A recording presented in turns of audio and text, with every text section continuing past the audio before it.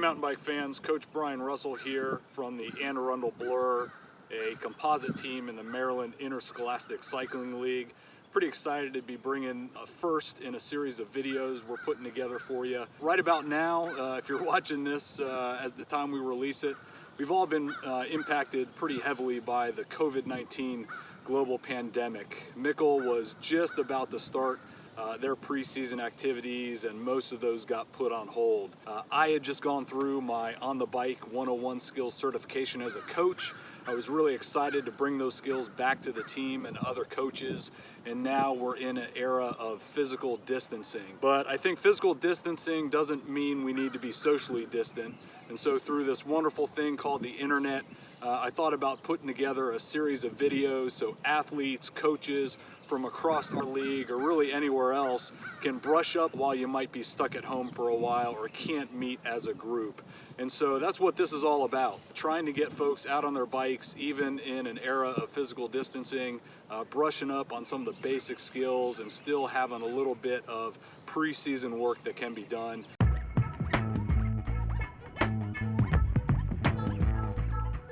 Hey folks, before we get into the training, we're gonna start each video with a safety check. We wanna make sure everyone is dressed appropriately for biking as well as the weather. Everyone has a helmet on and you've got enough water on hand for the remainder of the activity. We also wanna give that bike a pretty good function check. In this case, the A, B, C, Ds. A equals air. Do I have enough air in each tire? I want to check that out. B stands for brakes. If I apply both brakes, are both of those functional and my bike's not moving anywhere? C is equal to chain, cassette, and cranks. Is everything in working condition on the bike? And then finally, D for derailleur.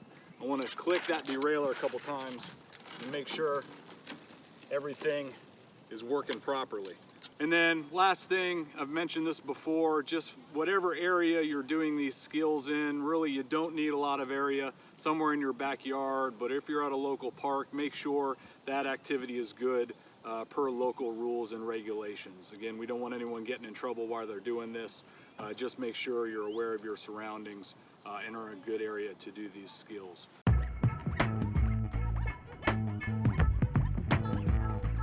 All right, so on to our first set of skills for our introductory video.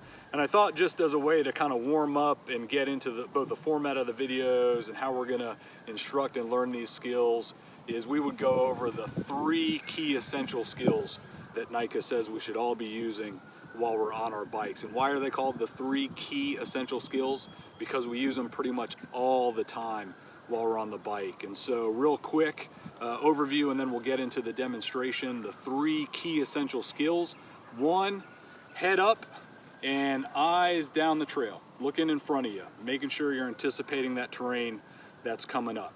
2nd key essential skill, at least 1 finger on the brakes at all times, being ready for those situations where you're going to need to apply some brake. And then finally, 3rd key essential skill, level pedals, making sure those pedals aren't going to catch an obstruction or some type of obstacle on the trail as we're going by. So real quick, 3 key essentials used all the time while we're on the bike. Head up, eyes down the trail, looking ahead, at least 1 finger on the brake, and then level pedals. So let's take a look at what that looks like. Okay, now we're into the show it portion of the skill demonstration. We're going to do a static demonstration. This is usually the point if I'm instructing a group of athletes, I've got them spread out in front of me where they can see me. If you at home, you have your bike, go ahead and grab that. Just like you're with me here, stand next to your bike and we'll go through a static demonstration of the 3 key essentials. And again, that first one is head up and eyes scanning ahead, making sure we can see what's coming up on the trail and prepare ourselves for that bit of terrain. 2nd, at least 1 finger on the brake levers. And I know if you don't have that as a habit, that might take some getting used to, but just start now, making sure you've always got 1 finger on a brake lever, ready to squeeze in case you need to stop pretty suddenly or control that speed before going into some type of terrain feature. And then finally, I'll turn the bike here, level pedals. Make sure whenever you're not pedaling to increase speed, you've got those pedals nice and level, making sure they're not going to catch some type of obstacle down on the trail. And really, this is the best position to maintain balance and control of the bike, particularly when you're going over some terrain. So again, one more time, 3 key essentials: head up, scanning ahead down the trail, anticipating that terrain that's coming up.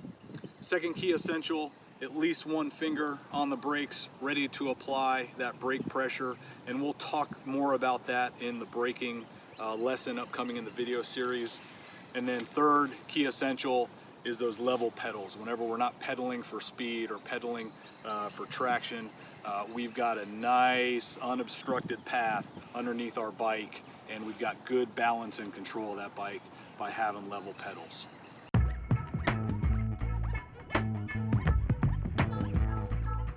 Okay, we're still in the show it portion of the video, but now we're going to go into the moving demonstration. This is the point where a coach is going to ride through a designated skill area and demonstrate that skill to his or her student athletes standing in front of them. You can see here you don't need a lot of room to do this. I've got this cone alleyway set up, a nice easy way to show your student athletes where you're going to demonstrate the skill.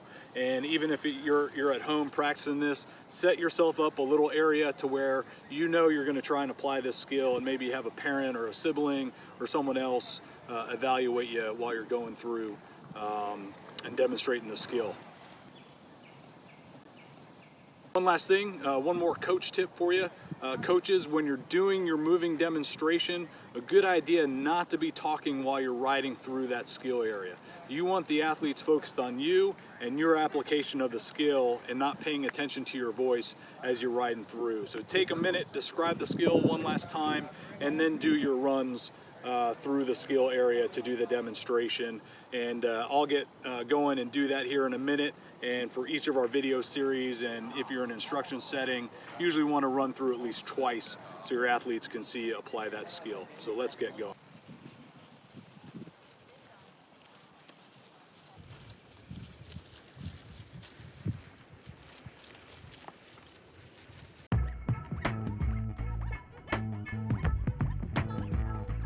Okay, now we've been through a couple of the phases of going through the 3 essential skills. We've told it and we've shown it. We've given a static demonstration and a moving demonstration. And at this point, in a group setting, this is usually the place where I would ask the athletes if they had any questions about the skills that I've told them about and I've shown them at least a couple times. Now, interesting to do in a video setting. So today, I am joined by my son Ian, an avid mountain biker with 2 seasons under his belt with the Anne Arundel blower. So let's see what Ian has to say about the 3 essential skills. Hey, I'm Ian, and I just wanted to ask the coach, do I still have to keep my fingers on my brakes even when I'm climbing up hills? Hey, great question, Ian. The answer is yes. You may be under control. You may not be able to apply brake, but who knows, there might be a rider in front of you that all of a sudden jams on the brakes or has trouble getting up that hill, and you're gonna have to stop to prevent that collision. So in order to not turn it into a bad day for both of you, yeah, have those fingers on the brakes, even going uphill. You never know when you might need to apply some steady pressure and bring yourself to a controlled halt. But that's a great question, Ian. Thanks for bringing that up.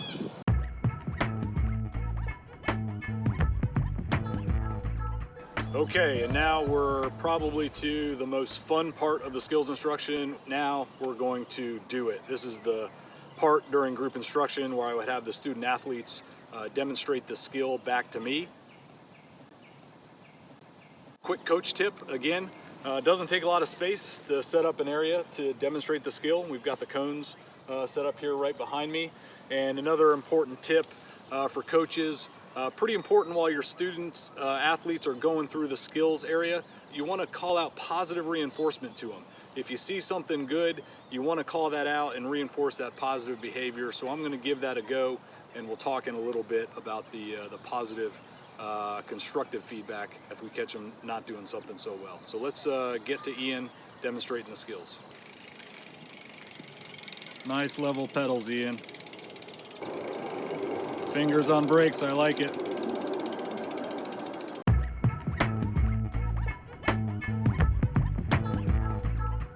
Okay, really nice job, Ian. That was a good demonstration of the three key essential skills. And at this point, we've gone through the tell it, we've gone through the show it, we've gone through the ask it, and we've gone through the do it.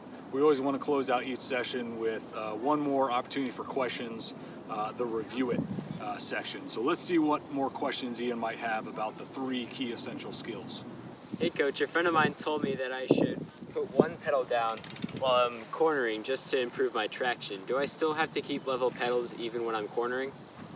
Hey, that's a great question, Ian, and I would say yes. I need everyone to embrace the Nika way, channel your inner Mandalorian. This is the way. We do stress level pedals even when going through cornering. Level pedals, it's the best way to maintain traction and balance on the bike. And again, not having one of those pedals down is a good way to ensure you're not going to catch some type of obstacle like a root or rock that's in the middle of that corner as you go through, and it's really the best way to stay on top of the bike. So again, even in cornering, you want to maintain those level pedals. But for the coaches, ask you to be patient with your athletes in that group setting. No one ever likes asking the first question. So be patient when you ask for any questions, and maybe consider prompting with a specific question. For this video, we might want to ask, hey, why do you think you need to maintain level pedals as one of the three key essential skills? So again, we always want to make sure we're getting some positive feedback from our athletes. Just be patient, let the questions come, but maybe prompt with a specific question.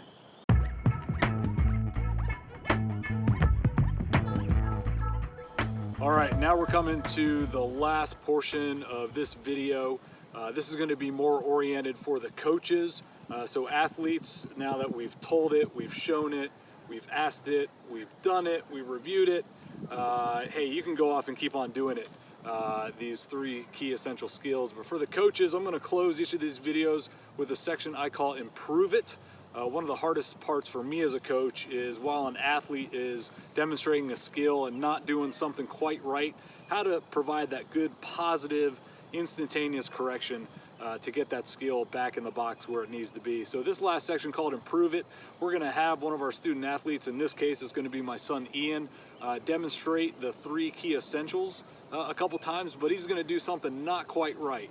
And we're going to give everyone an opportunity to see if they can catch what he's not doing and think through how you'd provide that good positive correction. And then I'll come back on after each run and give you an idea of how we could correct that skill. So let's see what that looks like.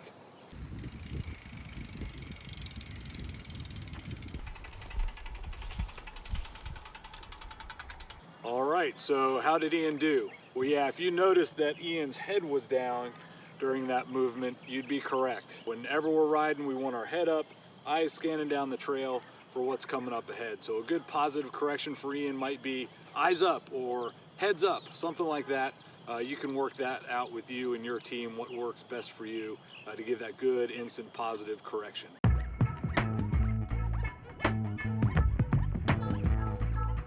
And that brings us to the end of our first video, as well as our first lesson on the three key essential skills. I want to thank you for joining us today, and hope you got something out of it, and I hope you're looking forward to the next in our series. Again, we're going to roll out one of these about once a week. The next one will be on the neutral and ready positions. And if you have any questions about anything you've seen here today, go ahead, ask a coach, ask a fellow teammate, or drop something down in the notes of the video, and we'll try and get you the best response we can. Hey, are you interested in joining a mountain bike team? We're going to post the information for our league, the Maryland Interscholastic Cycling League, as well as the National League, down in those show notes. So if you're interested in joining a team, you can reach out and find the information to do that. Again, everyone, stay safe out there, stay tuned, and we hope to see you again next week.